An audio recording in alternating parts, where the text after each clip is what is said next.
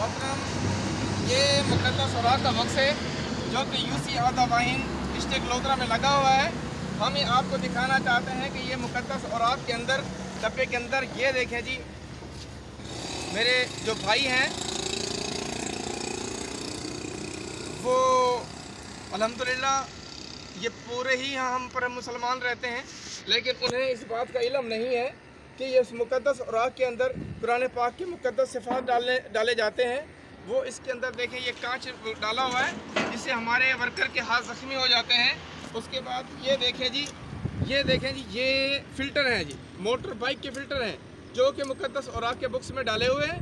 लेकिन मैं तमाम दोस्तों से, अपने मुसलमान भाइयों से रिक्वेस्ट करना चाहता हूँ कि ये मुक़द्दस औराक के लिए बनाया गया है, लिहाजा इसमें कुरान पाक के सिफ़ात, अल्लाह पाक के सिफ़ाती नाम, पैगंबर पाक के सिफ़ाती नाम ही डाले जाएँ। इस बॉक्स को अल्लाह के नामों के लिए बनाया गया है, अल्लाह के सिफ़ाती नामों के लिए बनाया गया है, कुरान पाक के मुक़द्दस औराक के लिए बनाया गया है।